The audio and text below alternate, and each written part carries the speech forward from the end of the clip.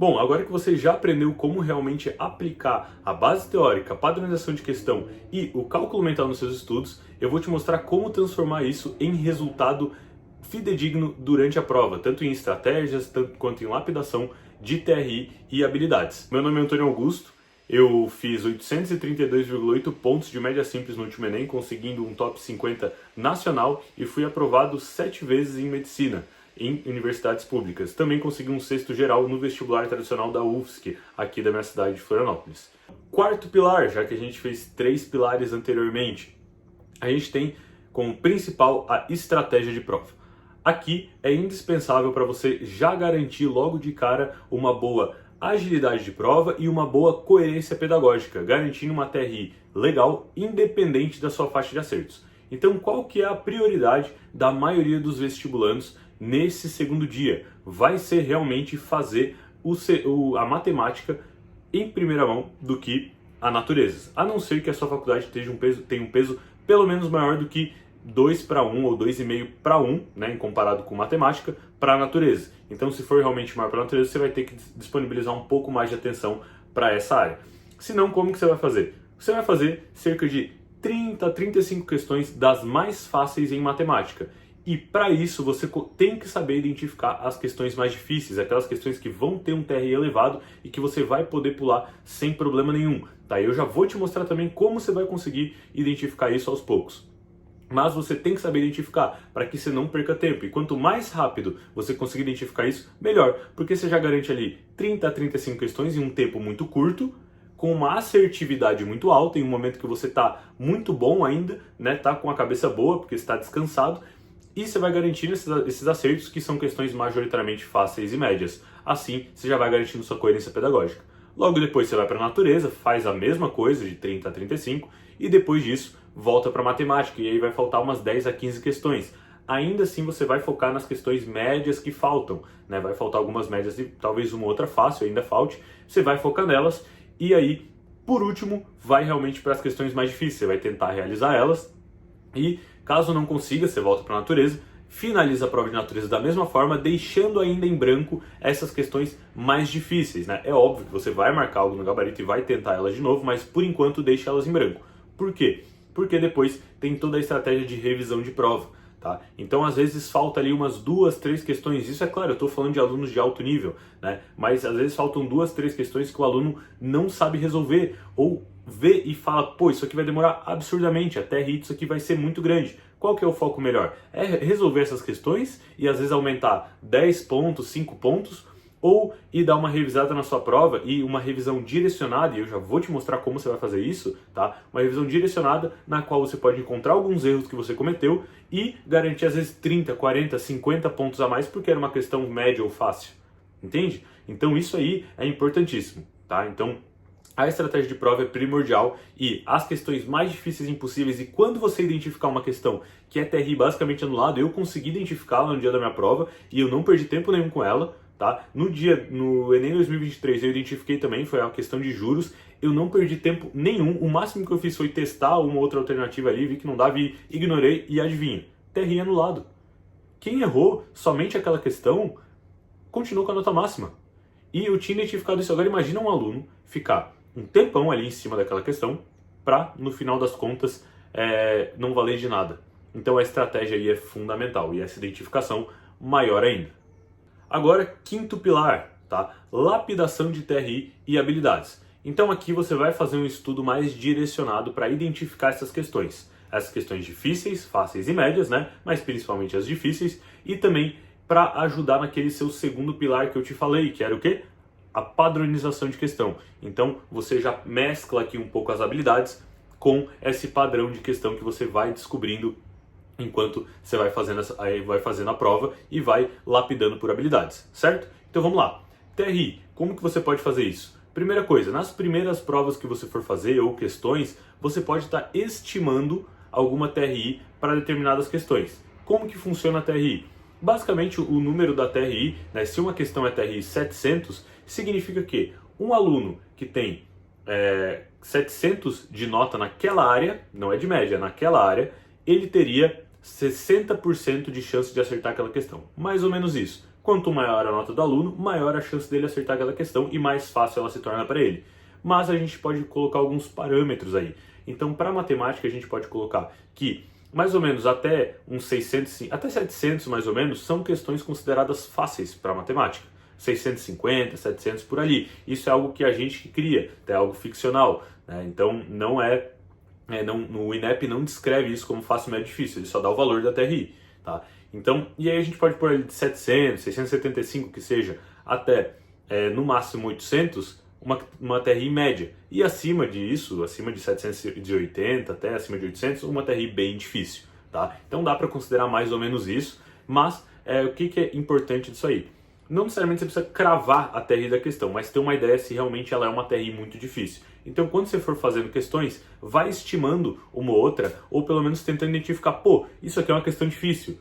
Se você acha isso, confere. E onde você pode conferir? Tem 2 lugares. Você pode conferir com o professor Fredão, tá? E você joga lá no Instagram dele. Ele tem os microdados de todas as questões, tem até o material dele, tá? Que é muito legal também, recomendo. E tem também o Banco de Questões Enem ZBS, é só você jogar assim no Google, que é bem facinho de se encontrar, e lá você vai conseguir até separar as questões por habilidades, por dificuldade, e eu já vou te mostrar inclusive como que você vai utilizar ele para as habilidades, tá? E aí lá você consegue analisar a TRI de cada uma das questões e ir interpretando melhor essas dificuldades e as diferenças, né, entre questões mais fáceis, médias e difíceis. E aí a gente entra nessa lapidação por habilidade, que é o quê? Nessa mesma plataforma você pode pegar as habilidades que você está errando majoritariamente, tá? E as habilidades, o que são? É basicamente é literalmente a habilidade que você possui para resolver aquele tipo de questão. É basicamente isso. Então, elas costumam se enquadrar dentro de um padrão. Para matemática e linguagens, esse padrão fica bem nítido. Então, você pode pegar essas habilidades e filtrar. Lá no banco de questões Enem ZBS tem essa opção, você vai filtrar aonde? Quais questões, no caso, quais habilidades? Aquelas que você principalmente está errando nos seus simulados. Então, faça os simulados, veja seus erros, mapeie a TRI dos seus erros, estime a sua nota de TRI baseado nesses erros de dificuldade, né? Você vê, pô, só errei questão difícil, maravilha, seu TRI iria vir bom. Errei muita questão fácil, média, poxa, já iria baixar um pouco. Então você tem que ver a sua coerência pedagógica, se está fazendo sentido, e logo depois você pega, mapeia essas habilidades e joga lá. E aí você pode fazer questões da mesma habilidade recorrentemente, semanalmente, além de identificar melhor os conteúdos cobrados dentro daquela habilidade, às vezes é só um, para poder estar estudando mais durante a semana. Bom, agora o nosso sexto e penúltimo ponto, então está quase acabando. Padronização de erro. Tá? Você precisa saber identificar aquilo que você mais erra para lá no dia da prova poder estar aplicando até a estratégia que eu te passei anteriormente, de conseguir voltar nas questões que você precisa revisar e refazer. Até mais importante do que estar fazendo aquelas questões super difíceis. Então, o que é primordial aqui?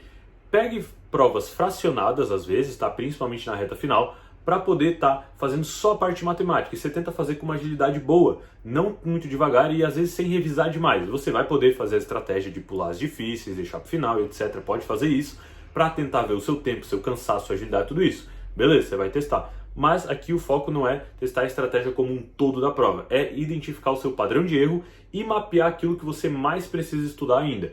Então, depois de fazer isso, você vai corrigir sua prova e você vai perceber vários o quê? Erros bobos, né? Que são erros que não era para você errar no que tange a conteúdo, porque você tinha a base teórica, que é o primeiro ponto, e mesmo assim você errou. Então, o que você vai começar a identificar? Um padrão desses erros. Você vai ver que ao longo de várias provas você costuma errar e essas mesmas coisas bobas, vamos dizer assim. E isso pode ser o quê? Questões de escala, né? O meu problema era com escala, eu não sei porquê, mas quando eu fazia de primeiro uma questão de escala, eu costumava errar. E aí tem aquelas de média, moda, mediana, por mais que sejam questões simples. Tem outras questões de tabela, que você precisa fazer muitos cálculos e você acaba se perdendo. Então, você começa a identificar o seu padrão de erro. Às vezes eu tenho um padrão de erro em função, para mim é um pouco mais difícil, eu treino, mas mesmo assim às vezes eu me bobeio ali no meio. E não é conteúdo mesmo, é uma faltinha de atenção que eu acabo tendo porque não é algo que para mim é tão habitual.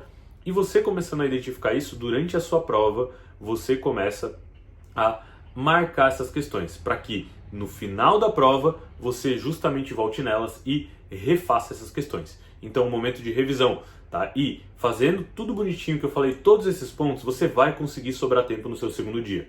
Para você ter uma ideia, eu terminei a prova do ano passado, do segundo dia, e não eram nem 5 horas da tarde. Eu terminei a prova. E aí eu comecei o quê? Minha revisão.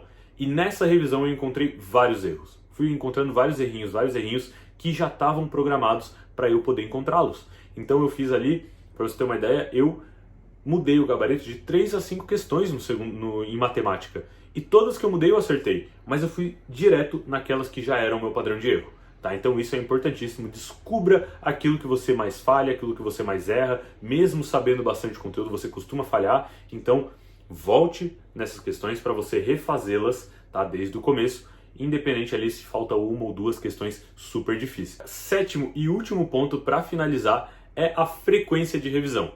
Tá? Esse aqui é um pouco mais rápido, mas o que você tem que fazer recorrentemente são as revisões. Revisões também por autoexplicação. Você tem que saber explicar as propriedades matemáticas, tem que saber explicar as fórmulas, tá? Tem que saber falar tudo isso de forma tranquila, de forma rápida e fluida. Tá? Então, se você estiver sabendo tudo isso, aí você pode partir melhor e mais bem preparado para as questões mesmo. E aí, como que você pode fazer essas revisões? De forma semanal dos conteúdos que você mais está com dificuldade. Selecione 5 a 6 questões das habilidades que você mais está errando, e aí você joga naquele banco de questões que eu te falei, joga lá, seleciona essas questões e comece a fazer semanalmente, faça uma listinha semanalmente delas. Isso aí vai ser indispensável para a sua preparação e você vai começar a ver um desempenho constante. Você vai, além de aumentar, você não vai mais abaixar. Você vai manter lá no topo, porque isso é importantíssimo. Não basta você conseguir um bom desempenho, você tem que manter um bom desempenho.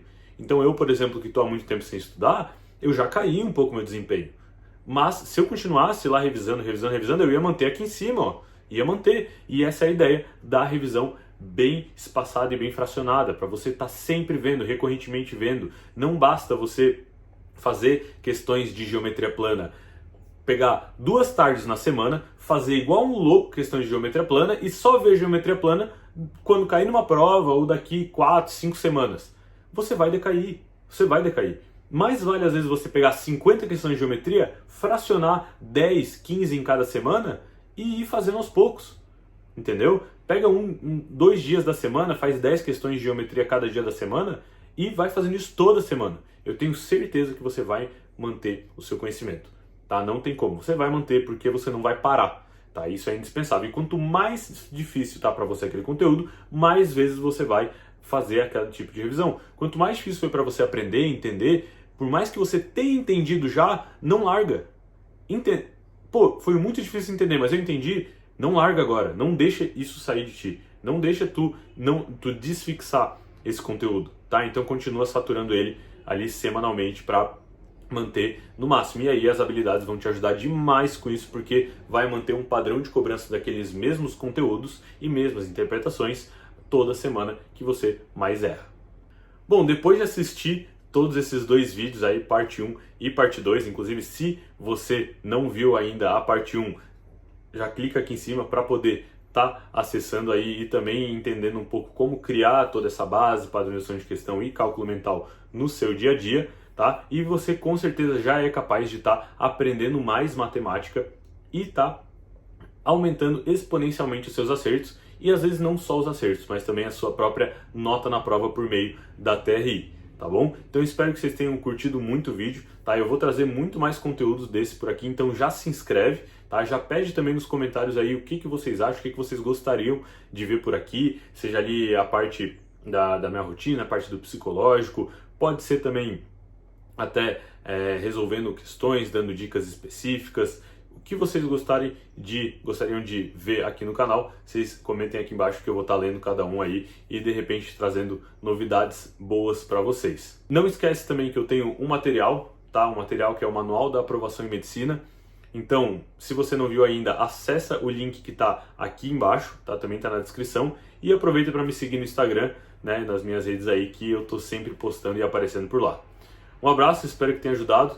E bons estudos e bom Enem, tanto nessa reta final, quanto para quem está se preparando para o ano de 2026. Valeu!